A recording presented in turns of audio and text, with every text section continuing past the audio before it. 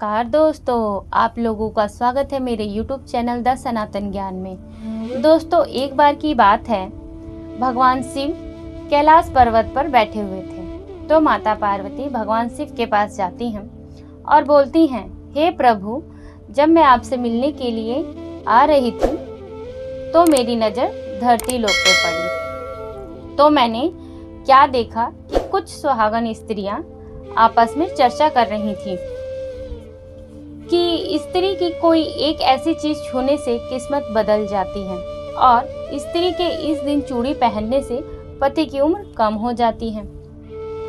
प्रभु, मैंने जब उस चर्चा को सुना तो मेरा मन विचलित हो गया। इसीलिए मेरा आपसे अनुरोध है, आप मेरे 2 प्रश्नों के उत्तर का जवाब देकर मुझे संतुष्ट करें। भगवान शिव कहते हैं, हे पार्वती, तुम अपने दोनों प्रश्नों पूछो, मैं प्रश्नों का उत्तर देकर तुम्हें संतुष्ट करने का प्रयास करूंगा।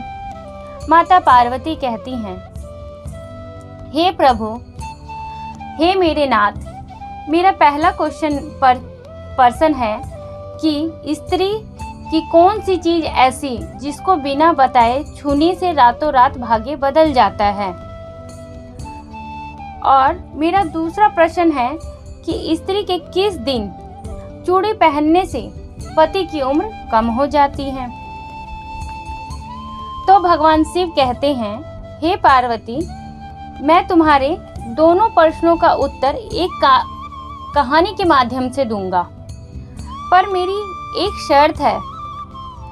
मैं जब तक कहानी सुनाऊंगा तब तक पूरा मन लगाकर कहानी आपको सुनना होगा।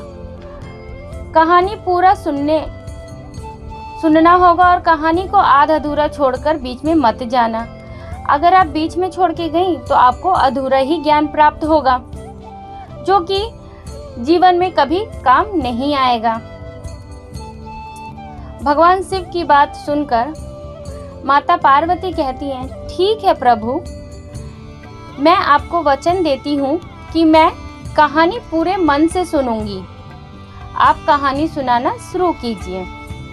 भगवान शिव कहते हैं, हे पार्वती, एक नगर में एक सेठ रहते थे। वो बहुत ही संपन्न थे, उनके पास सब कुछ था। बहुत बड़ी उनकी दुकान थी, बहुत बड़ा उनका महल था। धन की कोई कमी नहीं थी सेठ के पास। सेठ के 3 बेटे थे और तीनों बेटों की सेठ ने शादी कर दी थी और 3 बहुएं भी थी उनकी। बहुओं का स्वभाव, उनका जो सेठ की बहुओं का स्वभाव था वो बहुत ही अच्छा था। वो अपने ससुर, सास और पति का खूब सेवा किया करती थी। इसीलिए घर में सुख, शांति, समृद्धि का वातावरण था। परंतु सेठ का बड़ा बेटा जो था, उसका स्वभाव अच्छा नहीं था। इस बड़े बेटे, जो सेठ का बड़ा बेटा था, वो अपने माता पिता की बात नहीं मानता था, उनकी बात का सम्मान नहीं करता था, उनके साथ अच्छा व्यवहार नहीं करता था। इसीलिए सेठ ने अपने बड़े बेटे को धन नहीं दिया और दोनों बेटों और तीनों बहुओं में धन को बांट दिया, जिसकी वजह से बड़े बेटे की आर्थिक स्थिति अच्छी नहीं थी। भगवान शिव कहते हैं, हे पार्वती, एक बार सेठ अपने मन में सोचता है, ईश्वर ने तो मुझे सब कुछ दिया पर एक बेटी नहीं दिया। मेरी एक बेटी होती तो मैं उसे अपने मन की सारी बात बताता और बेटी को बहुत दुलार प्यार करता। भगवान शिव कहते हैं, हे पार्वती, सेठ सेठानी के साथ अपना जीवन अच्छे से व्यतीत कर रहे थे, जी रहे थे, मगर एक बेटी की कमी सेठ को हमेशा ही चुभती थी। सेठ के मन में था कि हमारी भी एक बेटी होती। सेठ जी हमेशा अपने घर के आसपास, अपने घर के पास का जो मंदिर था श्री राधा जी का, वहाँ श्री राधा जी के दर्शन के लिए जाया करते थे। एक दिन सेठ जी राधा जी के दर्शन करने गए थे। उसी दिन उस मंदिर में एक बहुत बड़ा संत पधारे थे। फिर सेठ को उदास देखकर संत ने सेठ से पूछा, तुम उदास क्यों हो? तो सेठ बोले, महाराज मेरे पास सब कुछ है, पर मेरे पास एक बेटी नहीं है, इसीलिए मैं उदास हूँ। फिर संत मुस्कुराए और बोले, यदि जीवन में किसी का अभाव है तो उसकी जगह आप भगवान को दे दीजिए, ईश्वर को दे दीजिए, अपने मन में ईश्वर को बिठा लीजिए। तो सेठ जी बोले, महाराज मेरे तो कोई बेटी नहीं है, तो मुझे क्या करना चाहिए? आप मुझे मार्ग दिखाइए। तो फिर संत बोले, अरे सेठ तुम एक काम करो, तुम बरसाने की बेटी श्री राधा जी को ही अपनी बेटी बना लो। भगवान शिव कहते हैं, हे पार्वती। इस प्रकार संत की बात सुनकर सेठ बहुत प्रसन्न हुए और बहुत खुश भी हुए। उसी दिन सेठ ने एक राधा जी की फोटो मंगवाई और उसे अपने कमरे में रख दिया। अब तो सेठ का पूरा जीवन बदल गया। उठते बैठते सोते जागते सेठ जी श्री राधा करते रहते और श्री राधा जी को अपनी बेटी बना लिया था। अपनी बेटी से पूरा दिन बातें करते, मन लगाकर उनकी बातें सुनते, उनको सब कुछ बताते। और इतना ही नहीं, सेठ को अपनी बेटी राधा से हर बात बताने में बहुत आनंद आता था और आनंद उनको मिलता था। ऐसा लगता था कि उनके दिल का बोझ हल्का हो गया। इस प्रकार सेठ की राधा में ऐसी लगन लगी, जब भी वो दुकान जाते थे तो श्री राधा जी को भोग लगाकर उनका प्रसाद खाकर ही जाया करते थे वो। और शाम को लौटते समय दुकान से वो अपना हाथ पैर धो के कमरे में जाते और राधा जी को प्रणाम करते और बहुत सारी बातें करते। बातें करने के बाद राधा जी को भोग लगाकर फिर वो प्रसाद ग्रहण करते। भगवान शिव कहते हैं, हे पार्वती, उस दिन से सेठ के जीवन में बहुत परिवर्तन हुआ। जिस दिन से राधा को अपनी बेटी के रूप में स्वीकार किया, वो हर समय खुश रहते थे। जब भी सेठ से कोई कुछ पूछता, तुम्हारे कितने बच्चे हैं, तो सेठ हमेशा यही बोलते, मेरे 3 बेटे, 3 बहुएं और 1 बेटी है। भगवान शिव कहते हैं, हे पार्वती, एक दिन सेठ जी के घर में चूड़ी बेचने वाली आई तो राधा ने सोचा, आज तो दिन ठीक नहीं है और आज का दिन तो चूड़ी पहनना भी अशुभ होता है। इसीलिए राधा जी ने अपनी माया से चूड़ी बेचने वाली का जितना भी चूड़ी था सबका रंग खराब कर दिया, जिससे सेठ की बहुओं ने चूड़ी नहीं पहनी और चूड़ी बेचने वाली वापस चली गई। अब फिर क्या हुआ कि 2 दिन के बाद चूड़ी बेचने वाली आई तो बहुओं ने बुलाया चूड़ी वाली को। चूड़ी देखते ही बहुओं को चूड़ी पसंद आ गई। वो तो चूड़ियाँ बहुत सुंदर थीं। तो फिर सेठ की तीनों बहुओं ने क्या किया कि चूड़ी पहनी और फिर वो घर में चली गई। घर में जब चली गई तीनों बहुएं, तो फिर क्या हुआ, वहाँ पर राधा जी प्रकट हुई और वो चूड़ी पहनने के लिए आ जाती हैं। और जब राधा को आती देख चूड़ी वाली मन ही मन सोचने लगी कि सेठ जी की तो 3 ही बहुएं हैं, क्या पता कोई मेहमान आया होगा। तो जब राधा उनके पास जाती हैं तो चूड़ी बेचने वाली उनको भी चूड़ी पहना देती हैं। पहनाने के बाद चूड़ी वाली हमेशा की तरह सेठ जी के पास चली जाती हैं पैसे लेने उनके दुकान पे। तो जब सेठ जी के पास पहुंचती हैं तो सेठ जी देखते हैं कि चूड़ी वाली आ रही है। तो हमेशा की तरह सेठ जी चूड़ी वाली को पहले की ही तरह 3 लोगों का चूड़ी पहनने का पैसा देती हैं। तो चूड़ी वाली जब पैसा लेती है तो बोलती है कि सेठ जी, इस बार मैंने 3 जने को नहीं 4 जने को चूड़ी पहनाया है। और सेठ जी सोचते हैं मेरे घर में तो 3 ही बहू हैं, चौथा कौन आ गया जिसने इन्होंने चूड़ी पहनाई। अब तो सेठ भी कहने लगी कि मेरी तो 3 ही बहू हैं, तो मैं 3 ही जने के पैसा दूंगा। पर वो कहते हैं नहीं सेठ जी, मैंने 4 जनों को चूड़ी पहनाई है।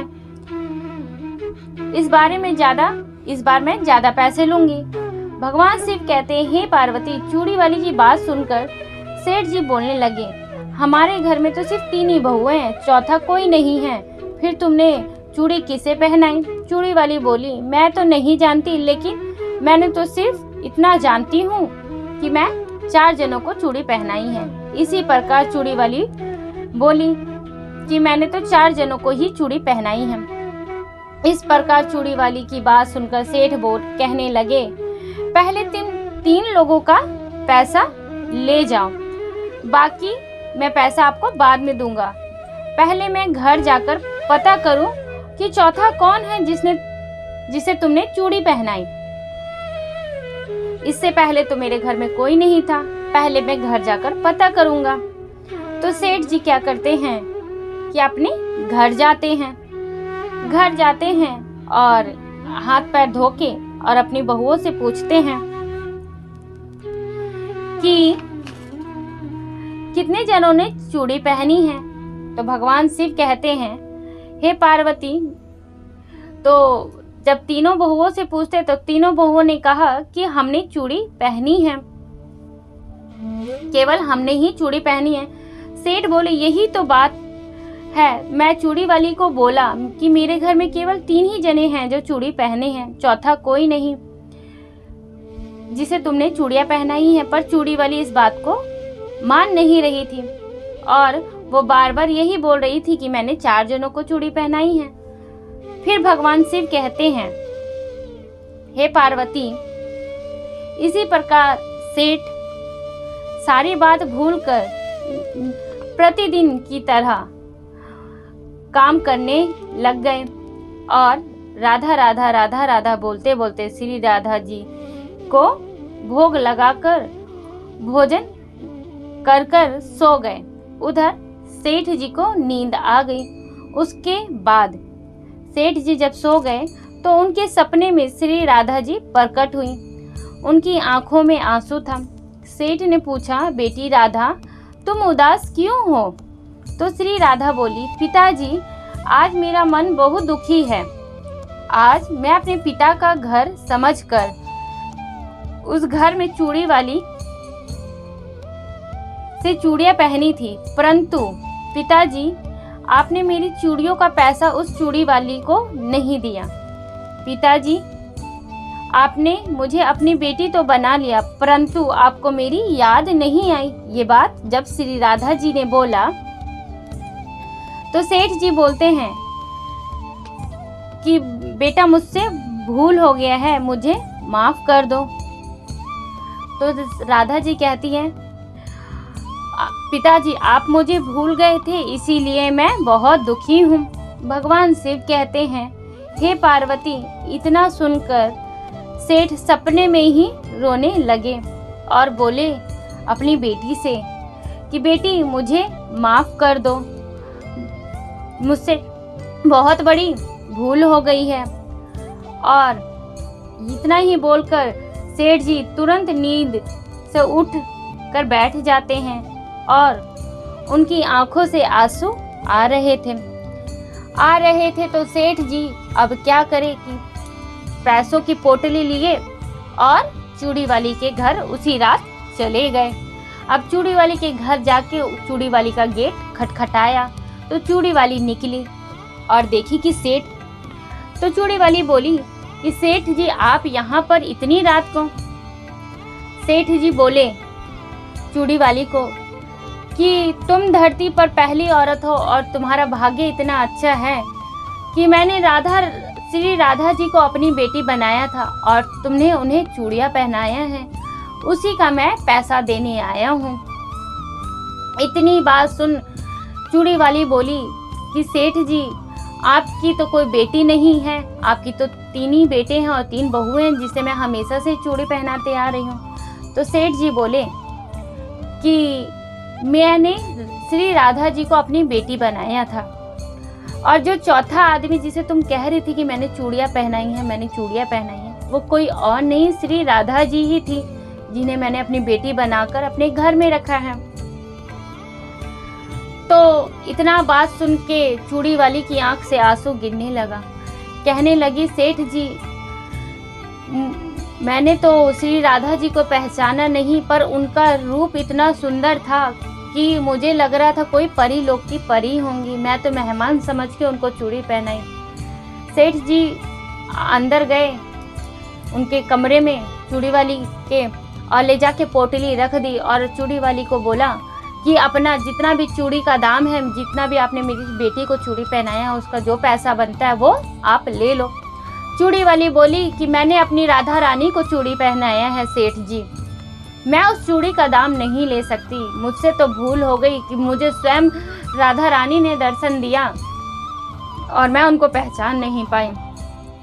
सेठ जी बोले, यही तो भाग्य का खेल है कि मैंने उन्हें बेटी बनाया, पर उन्होंने मुझे कभी साक्षात दर्शन नहीं दिया और तुम्हें साक्षात दर्शन मिले। इतना कह के वहाँ से सेठ जी पैसों की पोटली रख देते हैं चूड़ी वाली के घर में और वापस अपने घर आ जाते हैं। अब अपने घर आ जाते हैं तो सब कुछ मोह माया त्याग कर, घर बार त्याग कर वो बरसाने चले जाते हैं अपनी पत्नी को लेकर, और राधा नाम के आश्रम में रहते हैं और श्री राधा जप कर संन्यास कर लेते हैं। घर अब वो नहीं आते। अब राधा जी को कोई पुकारे और राधा जी उनकी मदद ना करे। भगवान शिव कहते हैं, हे पार्वती, राधा जी तो सबकी मदद करती हैं, तो वो अपने भक्त को कैसे छोड़ सकती हैं, जिन्होंने उन्हें पिता बनाया, जिन्होंने उनको बेटी बनाया, वो अपने पिता को कैसे छोड़ सकती हैं। तो अब क्या करें, तो पिता तो बरसाने चले गए थे। अब उनके बड़े भाई की आर्थिक स्थिति खराब थी, तो अब राधा जी अपने बड़े भाई यानी कि सेठ के बड़े बेटे के सपने में आई और कहने लगी कि तुम्हारी जो ये आर्थिक स्थिति है जो खराब हो रखी, ये ठीक हो जाएगा, पर तुम्हें एक काम करना पड़ेगा। रोज सुबह उठ के अपनी माँ के चरण स्पर्श करने होंगे और अपने पिता के, और अपनी माँ और पिता की अगर आप सेवा करोगे तो जो आपका भाग्य सोया हुआ है, जो आपका किस्मत इतने दिनों से सोया है, वो खुल जाएगा और आप बहुत बड़े आदमी बन जाओगे। राधा रानी जब सेठ के बड़े बेटे के सपने में आके दर्शन देते हैं, तो सेठ के बेटे जो होते हैं वो सवेरे ही उठ के अपनी माँ के पास बरसाने जाते हैं और अपनी माँ के साथ वहीं रह के खूब उनका सेवा सत्कार करते हैं। माँ और पिताजी का हर बात मानते हैं और सुबह उठ के सबसे पहले वो अपनी माँ का चरण स्पर्श करते हैं। उसके बाद उनका भी भाग्य बदल गया। अब कुछ समय बीता तो भगवान शिव कहते हैं, हे पार्वती, जब कुछ समय बीता तो राधा रानी अब तीनों बहुओं के सपने में आई और उनको दर्शन दी और बोली कि हर मंगलवार और शनिवार को चूड़ियाँ कभी मत पहनना, क्योंकि मंगलवार और शनिवार को चूड़ी पहनने से पति की उम्र कम होती है। और कभी भी आप लोग चूड़ी पहनते हैं तो शुक्रवार और रविवार को पहना कीजिए। नया चूड़ी पहनते हैं तो शुक्रवार और रविवार को। चूड़ी कभी भी सुबह के समय या शाम के समय पहना कीजिए। और चूड़ी कभी भी आप पहनते हैं तो पूरे 21 चूड़ी पहनिए, जिससे कि आपके पति की लंबी उम्र रहेगी और आप सदा सुहागन रहेंगे। तो भगवान शिव कहते हैं, हे पार्वती, कहानी तो यहीं खत्म होती है, पर आपके दोनों प्रश्नों के उत्तर इसी में थे। तो आपको समझ नहीं आया होगा तो मैं आपको दोबारा बता देता हूँ आपके दोनों प्रश्नों के उत्तर। कि पहला प्रश्न आपका ये था कि स्त्री की कौन सी चीज ऐसी जिसको बिना बताए छूने से रातों रात भाग्य बदल जाता है। तो पार्वती, इसका उत्तर है कि जिस तरीके से सेठ के बड़े बेटे ने अपनी माँ के चरण स्पर्श करना शुरू किए और उसका जो भाग्य बदला, उसी प्रकार इस संसार का कोई भी इंसान हो जो अपनी माँ के और पिता के सवेरे उठ के पैर छुए और उनका आदर सत्कार करे, उनका सम्मान करे, उसका भाग्य रातों रात बदल जाता है। जो उसका सोया हुआ किस्मत है वो भी जग जाता है और वो ऊंचाइयों तक जाता है। तो हे पार्वती, आपका दूसरा प्रश्न था कि किस दिन चूड़ी पहनने से पति की उम्र कम हो जाती है। तो भगवान शिव कहते हैं, इसका उत्तर यह है कि जिस तरीके से राधा रानी जी ने सेठ की तीनों बहुओं के सपने में आके बताया कि मंगलवार को और शनिवार को चूड़ी नहीं पहननी चाहिए। अगर आप मंगलवार और शनिवार को चूड़ी पहनते हैं तो उस दिन चूड़ी नहीं पहनना चाहिए। उस दिन चूड़ी पहनने से पति की उम्र कम हो जाती है और पति को आय में, हर चीज में तरक्की नहीं मिलती है। तो कभी भी चूड़ी आप पहनते हैं तो शुक्रवार को और रविवार को पहनिए नई चूड़ियाँ, और चूड़ी सुबह या शाम को पहनिए। और कभी भी स्त्री को चूड़ी पहनना चाहिए तो 21 चूड़ियाँ पहननी चाहिए, जिससे कि पति की उम्र भी बनी रहेगी और उनके पति की लंबी आयु भी रहेगी और वो सदा सुहागन रहेंगी। तो भगवान शिव माता पार्वती को कहते हैं कि आपके दोनों प्रश्नों के उत्तर मैंने दे दिया है। उम्मीद करता हूँ कि आप बहुत संतुष्ट हुई होंगी प्रश्नों का उत्तर सुन के। तो माता पार्वती कहती हैं, हे प्रभु, आपके उत्तर को सुन के मैं बहुत संतुष्ट हुई। आपका कोटि कोटि धन्यवाद कि आपने मुझे मेरे दोनों प्रश्नों के उत्तर दिया, जिसका महत्व मैं जान पाई। आप बस यूं ही मुझे मार्गदर्शन देते रहिए मेरे प्रभु, और मैं यूं ही आपसे प्रसन्न करते रहूं और आप मुझे संतुष्ट करते रहें उत्तर दे के। तो उम्मीद करती हूँ कि आप लोगों को भी ये कहानी बहुत ही अच्छा लगा होगा। अच्छा लगा है तो लाइक कीजिए कहानी को और ज़्यादा से ज़्यादा शेयर कीजिए। और जो भी हमारे चैनल पर पहली बार आया है प्लीज़ चैनल को सब्सक्राइब कर लीजिए, बेल आइकन जरूर दबाइए कि नोटिफिकेशन में सबसे पहले आपको कहानी सुनने को मिले।